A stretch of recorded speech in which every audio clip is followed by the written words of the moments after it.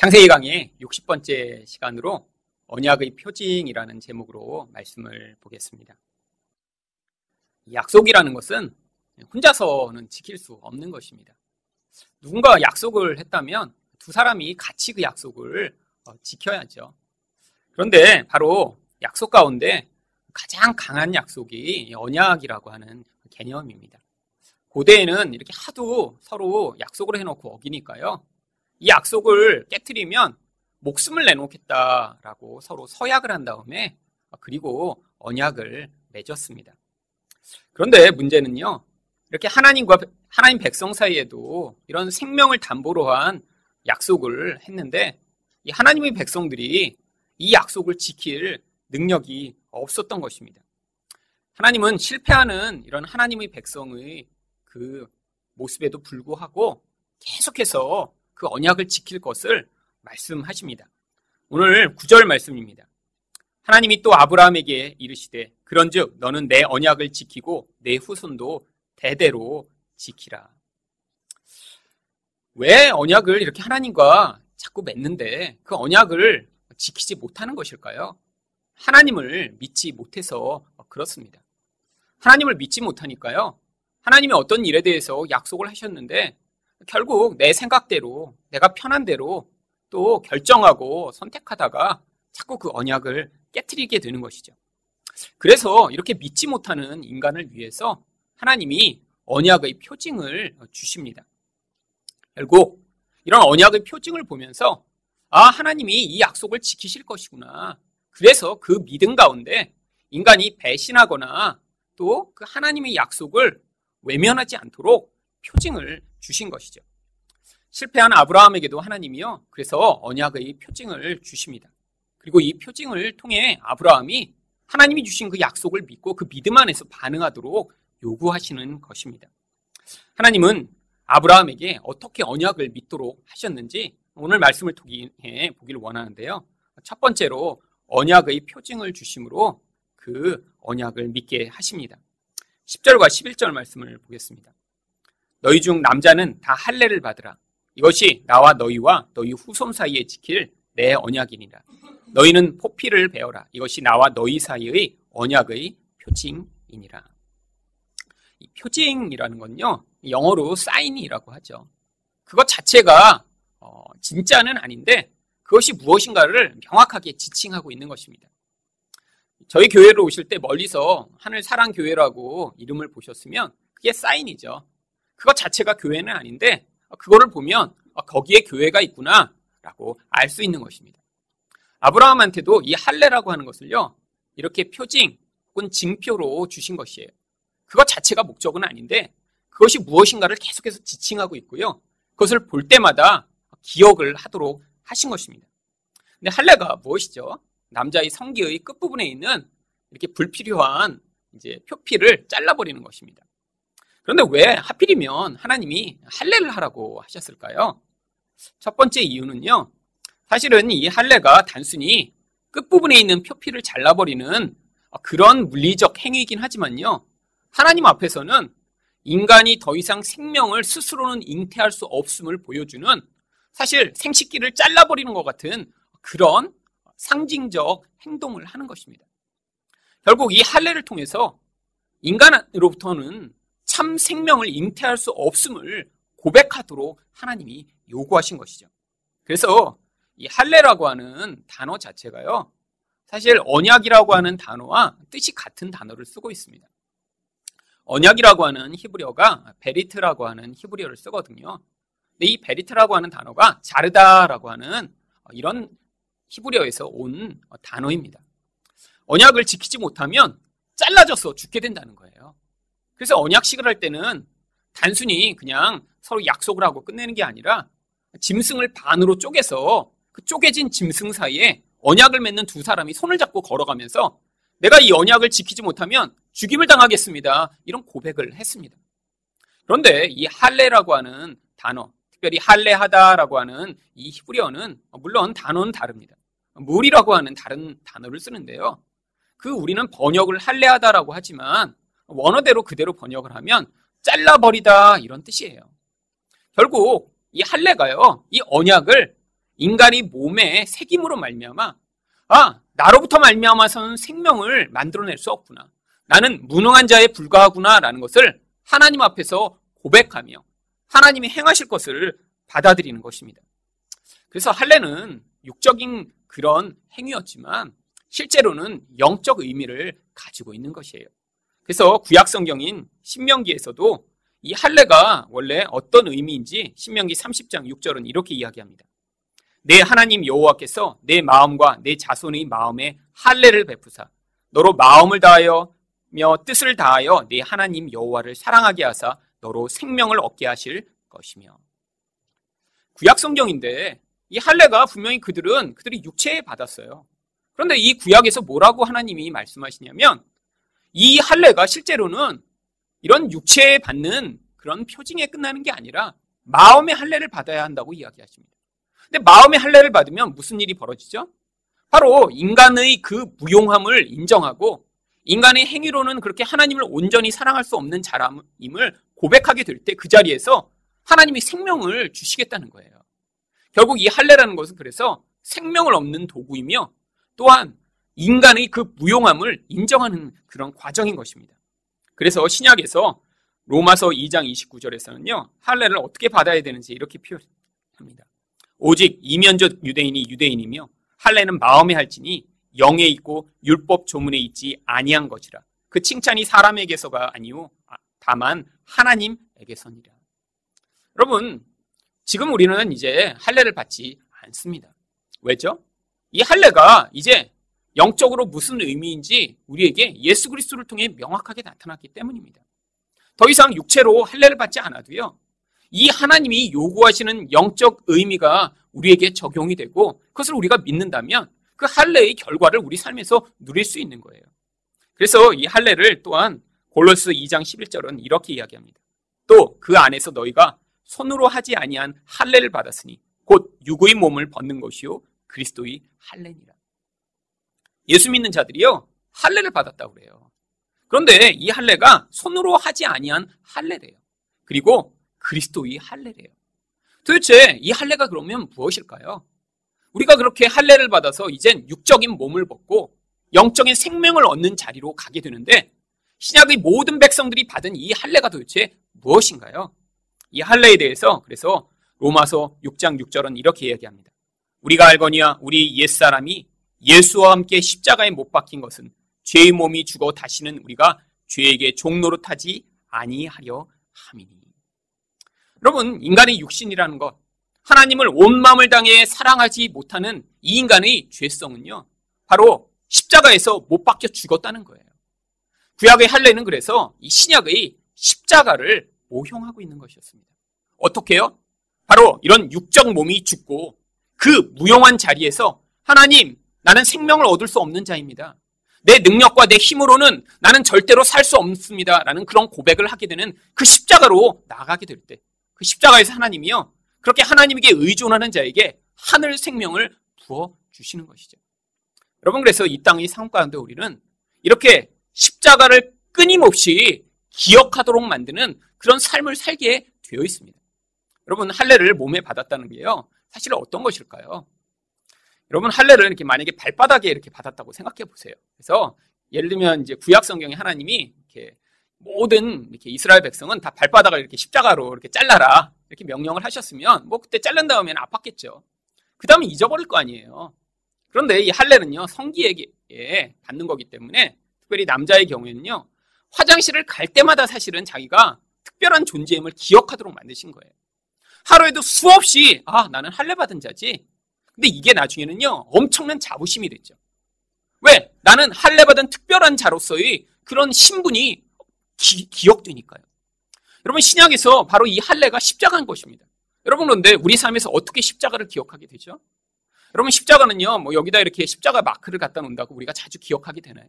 아니요. 십자가는요, 내가 나의 힘과 능력으로는 불가능한 그 불가능함을 고백하게 되는 자리가 바로 십자가를 의존하는 자리입니다.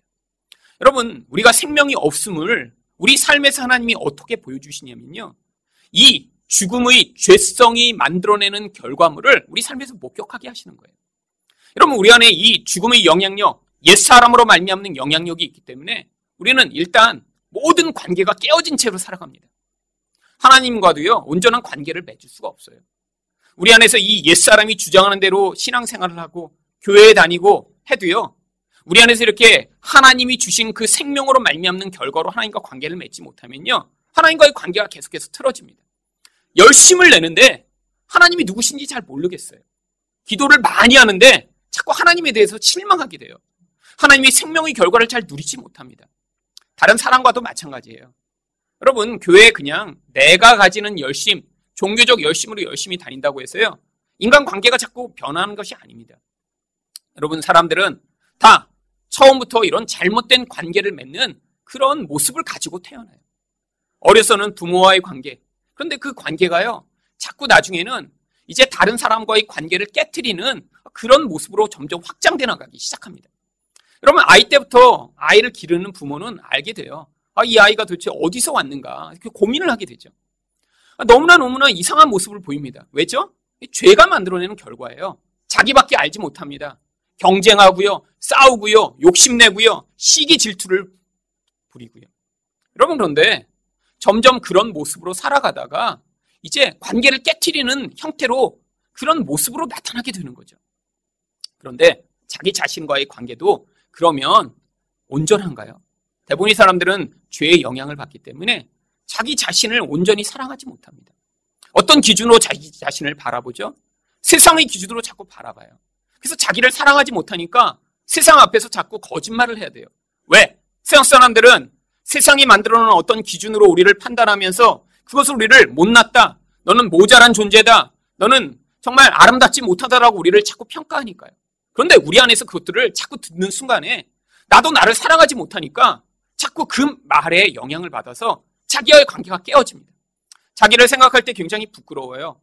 여러분, 내적으로 부끄러우니까 그 내적 행위가 자꾸 외부로 어떻게 나타나죠?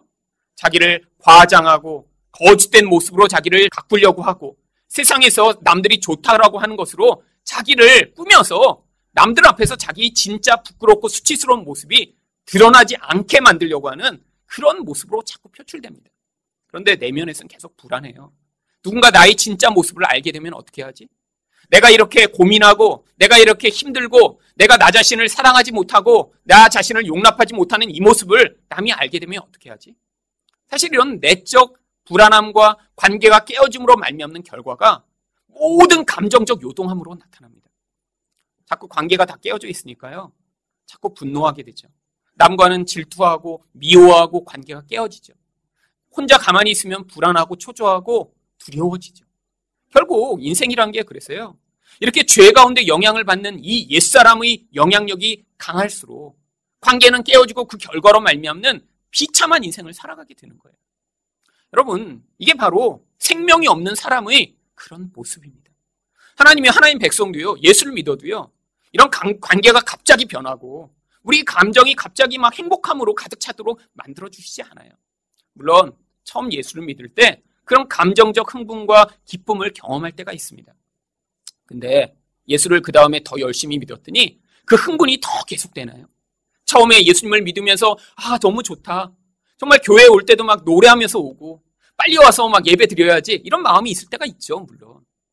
그런데 그 느낌과 그런 감정은요, 사라져버립니다. 그리고 나서 자주 경험하는 게 무엇이죠? 밋밋한 마음이에요. 나의 이런 부정적인 감정이 또다시 나를 지배하고요, 그것으로 말미암아 관계가 깨어지고 그런 관계가 깨어짐으로 말미암는 고통과 그런 아픔을 인생에서 자주자주 경험하게 됩니다. 여러분, 그런데 바로 그 자리가 십자가를 경험하는 자리예요. 여러분, 세상에서 아무리 능력이 많은 사람도요, 자기 감정을 컨트롤할 수 없습니다. 세상에서 남들이 볼 땐 굉장히 부러워 보여요. 와, 저 정도로 잘생기고 저 정도로 능력이 있고 저 정도로 공부 잘하고 저 정도로 돈이 많으면 행복하겠지? 여러분, 그런데 실체를 들어가서 보면요, 그렇게 능력이 탁월한 사람이 오히려 더 많은 불안함과 두려움 가운데 시달린 사람들이 아주 많이 있습니다. 여러분, 자기 감정을 스스로 컨트롤하지 못하는 거예요. 감정은요, 결국 온전한 관계, 특별히 하나님과의 온전한 관계 안에서 주어지는 생명이 우리 안에 충만할 때 긍정적 감정이 우리를 지배하고 그것에 따라 우리가 그것들을 누리게 되어 있습니다. 하나님과의 생명이 충만하면요, 우리 안에서 뭐가 많이 없어도 내가 뭐 이렇게 잘나지 않아도요, 행복하고 기쁠 수 있어요. 그런데 하나님과의 관계가 깨지고 다른 사람과의 관계가 불안한 가운데 있으니까요, 그 결과로 이런 부정적 감정을 끊임없이 경험하게 되는 거죠. 여러분, 세상 사람들은 이런 불안한 상황 가운데 그것을 벗어나고자 몸부림치며 살아갑니다. 어떤 사람은 더 열심히 노력을 해요. 내가 더 높은 데를 가면 내가 더 행복해질까? 내가 더 멋진 결과를 남기면 사람들이 나를 다 인정할까? 그래서요, 열심히 일하는 사람이 있어요. 근데 또 어떤 사람은요, 여태까지 했는데 잘 안 됐어요. 나보다 머리도 그렇게 좋은 것 같지 않고 별로 능력이 이렇게 탁월한 것 같지 않아요. 그러고 나면요, 도피를 합니다. 어떻게 도피를 하죠? 이제 해봐도 안 되니까. 그래서 어떤 사람은 게임에 중독되고요, 하루 종일 텔레비 보고 있는 사람도 있고요, 아니면 놀러 다니는데 중독돼서 그냥 놀고 즐기는 것으로 이런 불안함과 두려움을 벗어나자라고 살아가는 사람들이 있죠. 여러분, 그런데 하나님 백성에게 하나님이 왜 이런 예수를 믿어도 이런 불안하고 이런 두려워하고 부정적인 이런 상황들을 지나가게 하시는 것일까요? 그 과정을 통해 하나님, 나는 생명을 만들어낼 수 없는 자입니다. 내가 노력하고 애써도 내가 만들어낸 결과는 이런 깨어진 관계며 이런 행복하지 못한 그런 결과밖에 없습니다라는 고백을 십자가 앞에서 하도록 요구하시는 거예요. 여러분, 우리 자신이 생명을 만들어낼 수 있으면요, 내가 열심히 살아서 행복해야죠. 내가 애썼더니 가정이 잘 가꾸어져야죠. 내가 정말 노력했더니 자녀들이 내가 원하는 대로 잘 커져야죠. 그런데 여러분, 애쓰고 노력해도 안 되는 영역들이 있잖아요. 여러분, 그것을 거짓말로 감추는 게 아니라 그 자리마다 하나님, 내 안에는 참된 생명이 없습니다. 나는 이렇게 불안하고 초조하고 두려워하고 분노하는 자에 불과합니다. 내가 노력하고 애쓰는 것으로는 모든 관계가 깨어질 수밖에 없습니다라고 고백하며 하나님의 은혜를 붙드는 자리로 나오기를 요구하시는 거예요. 여러분, 이게 바로 십자가의 자리며 이게 영적 할례를 받는 것입니다. 하나님이요, 이렇게 우리가 그런 낮아짐을 고백하는 자리, 하나님의 은혜를 그래서 대신 의존하는 자리에 설 때마다 하나님이요, 그 생명의 은혜를 우리에게 부어주시는 거예요. 여러분, 이런 영적 낮아짐을 고백하지 않으면요, 인생에서 내가 조금 더 애쓰고 노력해서 어떤 게 잘 되면요, 금방 교만해집니다. 여러분, 교만하면요, 다시 문제가 발생하는 거예요. 교만하다는 게 뭐죠? 내가 뭔가를 잘해서 그것을 의존하는 순간요, 다른 사람과 그걸 가지고 비교하게 돼요. 그리고 내가 그렇게 열심히 해서 어떤 결과를 만들어내면요, 하나님을 의존하지 않습니다. 내가 이렇게 열심히 하는데 하나님을 계속해서 의존하고 그 의존이 온 마음과 정성을 다한 것이어야 하는데 온 마음과 정성을 다하지 않아도 내가 잘할 수 있으니까. 그렇게 하지 못하는 사람을 보면요, 불쌍히 여기는 게 아니라 판단하고 질책하고 그들을 폄하하게 되죠. 여러분, 하나님이 그래서요, 우리가 십자가의 자리에서 이렇게 영적 할례를 받아 우리 근원 안에서 하나님, 나는 불가능합니다. 그래서 생명과 은혜로 나의 관계를 변화시키시고 내 근원적인 본질을 바꿔주시옵소서라는 고백을 하는 자리까지 우리가 이끌려오기를 원하시는 거예요. 여러분, 살면서 그런 고백을 하시는 자리가 있을 때마다 여러분이 지금 하나님의 은혜의 자리로 부름을 받는 것입니다. 할례를 받은 아브라함처럼 우리가 영적 할례를 확인하는 자리가 바로 그 자리인 거예요.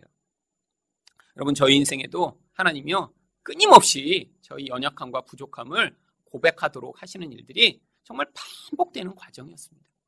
그런데 그런 상황이 벌어질 때마다요, 처음에는 그런 상황을 만든 사람이 믿고 나를 그런 자리까지 이르게 만든 그런 환경이 막 너무너무 막 싫고, 그래서 거기서 막 벗어나고 도망가고 싶어서 몸부림을 쳤던 적이 너무나 많이 있어요. 그런데 하나님이요, 그냥 그런 상황이 벌어질 때마다 저에게 자꾸 요구하시는 것을 알게 됐어요. 나는 무능한 자구나. 내가 노력하고 애써도 이렇게 결국이 이렇게 비참하게 나올 수밖에 없구나. 여러분, 바로 십자가가 그런 자리예요. 그리고 그 자리가 영적 할례를 받는 자리입니다. 여러분, 근데 그게 바로 구약의 아브라함만 받았던 할례에 끝나는 게 아니라 오늘 본문 12절부터 14절에 보시면요, 모든 백성들이 앞으로 후손까지 다 받으래요. 무슨 얘기죠? 바로 영적 아브라함의 후손인 우리들이 이렇게 영적 할례를 받는 자, 이렇게 십자가 앞에 나아가 하나님, 나는 불가능하고 하나님만이 생명을 주시는 분이십니다라는 고백을 끊임없이 하는 하나님 백성들이 이렇게 십자가로 말미암아 살아야 됨을 보여주고 있는 것입니다. 두 번째로 하나님은 아브라함에게 어떻게 언약을 맺게 하셨나요? 새 이름을 주심으로 언약을 맺게 하십니다. 15절 말씀입니다. 하나님이 또 아브라함에게 이르시되 내 아내 사레는 이름을 사레라 하지 말고 사라라 하라. 이름을 바꿔주신다는 건요, 그의 존재를 이제 하나님이 새롭게 만들어주신다는 것을 의미하는 거예요. 이 원래 있던 사레라고 하는 이름은요, 여왕이라고 하는 뜻입니다. 근데 그냥 여왕이 아니라요, 당시에 고대에 달의 신이었던 그 달의 신의 아내의 이름이 바로 사라투라고 하는 이름을 가지고 있었고요. 그 이름에 따라 지어진 이름이에요. 아브라함의 조상 대대로 사실은 이런 우상 숭배자였거든요. 그러니까 딸의 이름을 지으면서 그런 우상의 이름을 그대로 갖다 지은 것이죠. 여러분, 이렇게 달의 신의 아내라는 건요, 바로 세상에 눈으로 보는 것에 의존해 살아가는 사람들이 전형적인 모습입니다. 옛날에는 밤이면 어두웠고 두려웠어요. 밤에 무슨 일이 벌어질지 몰라요. 그런 두려움 가운데 달이 떠 있는데 그게 그들이 의존하는 유일한 의존의 대상이었죠. 그러니까 그것을 신으로 섬긴 거예요. 여러분, 옛날에 사레라는 이름을 가지고 있을 때 사레의 삶이 바로 이런 삶이었습니다. 눈에 보이지 않는 것은 믿지 못하는 거예요. 하나님이 약속을 주셔도요, 그걸 자기 것으로 받아들일 수가 없어요. 대표적인 행위가 그래서 어떻게 나타났죠? 창세기 16장 2절에 사레가 뭐라고 얘기합니까?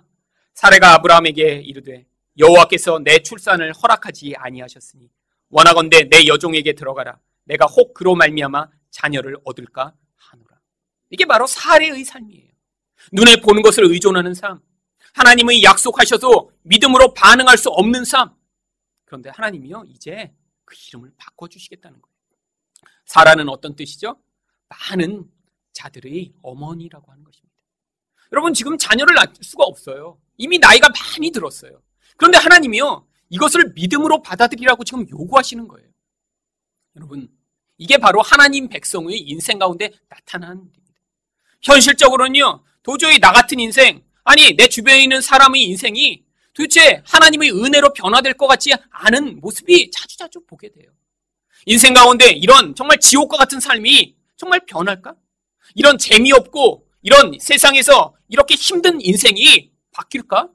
여러분, 그런데요, 하나님이 그렇게 눈에 보는 것으로 나의 인생과 주변에 있는 사람들을 바라보는 시각을 바꾸길 원하시는 거예요. 근데 무엇으로 하면 바뀔 수 있냐면 하나님의 약속을 들을 때만 바뀔 수 있습니다. 여러분, 이전에 이렇게 어떤 사람도 완전한 절망 가운데 하나님의 약속으로 새 이름으로 자기 아내를 부른 사람이 있어요. 바로 창세기 3장 20절입니다.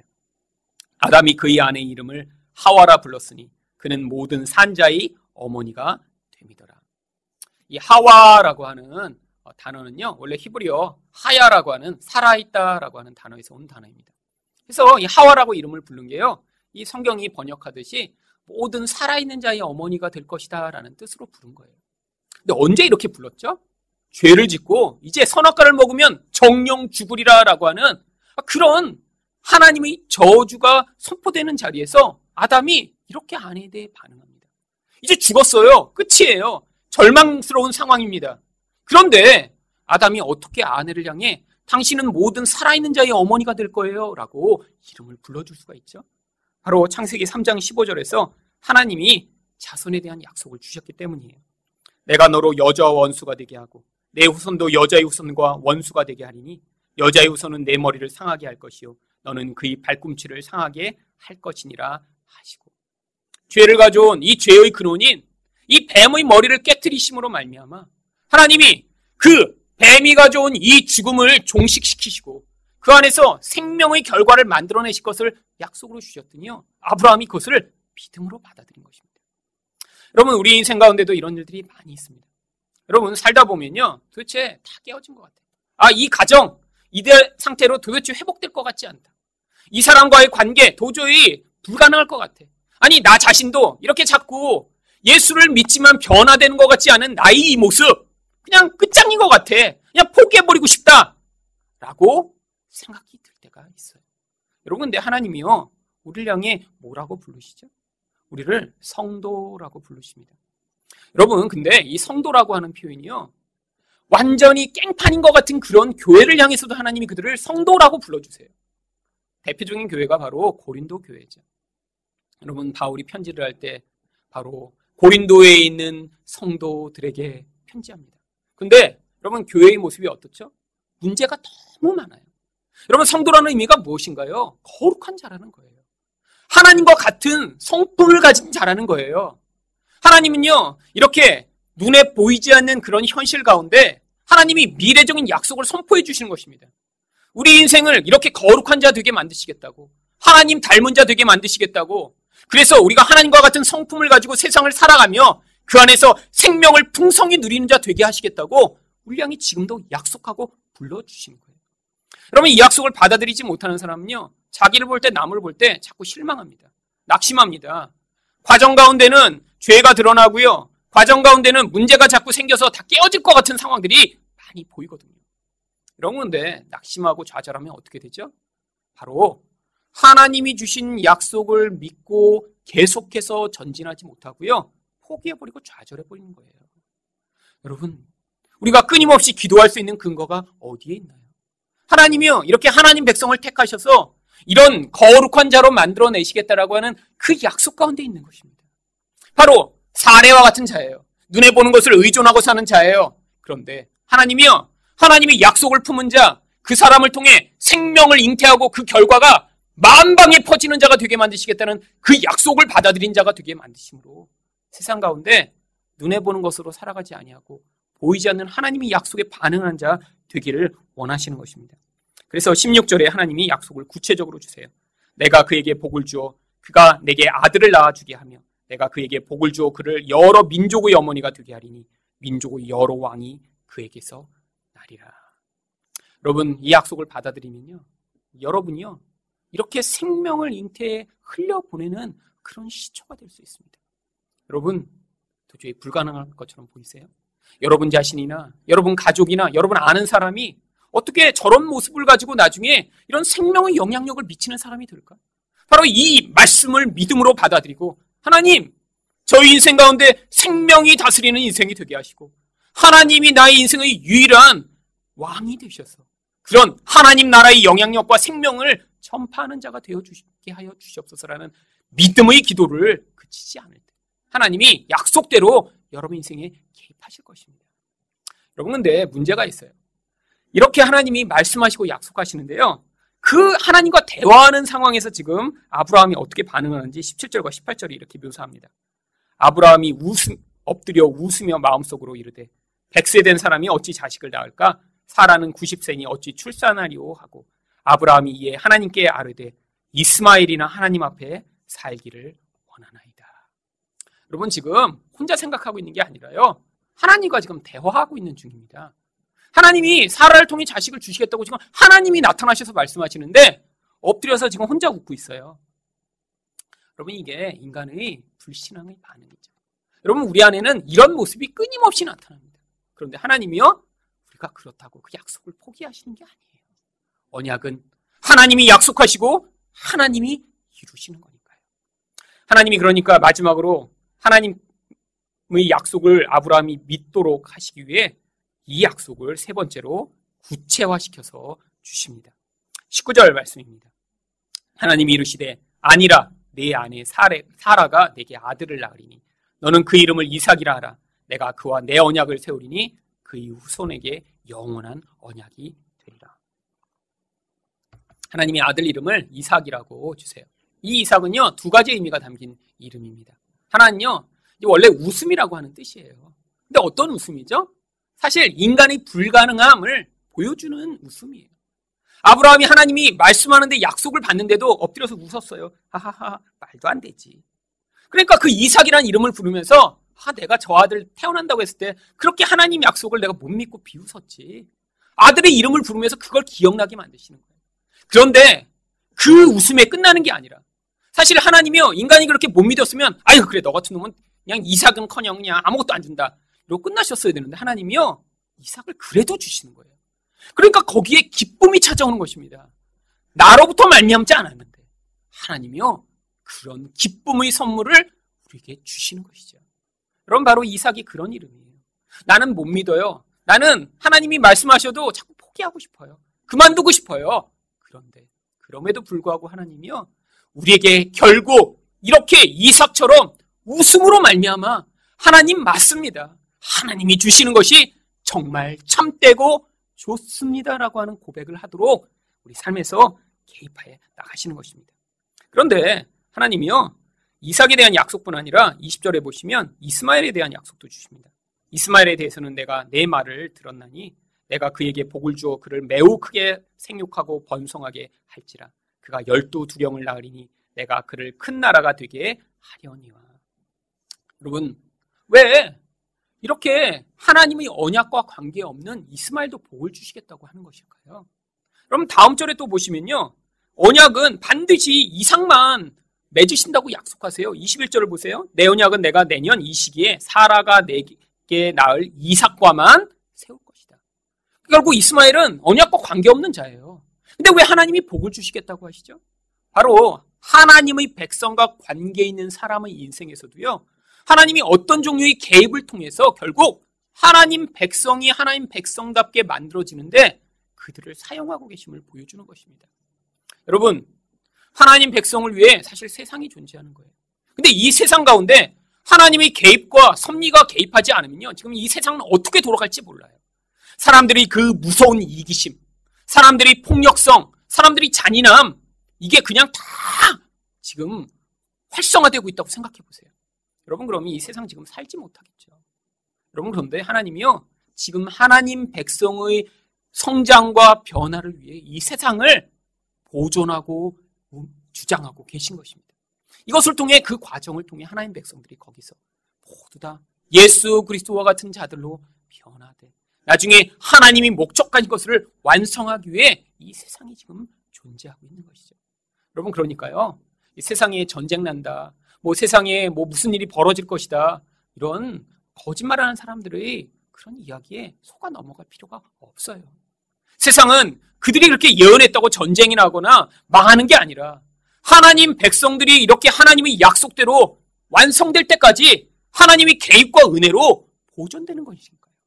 여러분, 하나님이요, 남한은 남한의 모습대로, 북한은 북한의 모습대로 거기에 있는 그 모습 가운데 하나님 백성들을 거기서 지금 성장하게 만들고 계세요.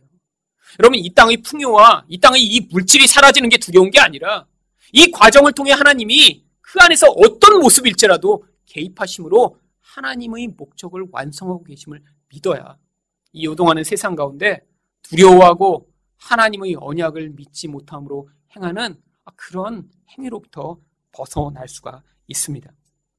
이렇게 하나님이 약속하셨더니 이제야 23절부터 27절에 보시면 아브라함이 하나님의 약속을 따라 그 언약의 징표인 할례를 행합니다.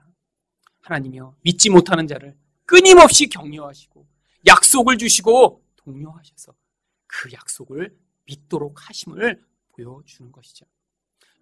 여러분도 하나님의 약속을 믿지 못할 때가 많이 있으시죠? 그때마다 바로 이 십자가를 기억하심으로 그 자리에서 정말 내가 죽고 예수가 사는 그 생명의 결과를 누리시는 여러분이 되시기를 예수 그리스도 이름으로 축원드립니다.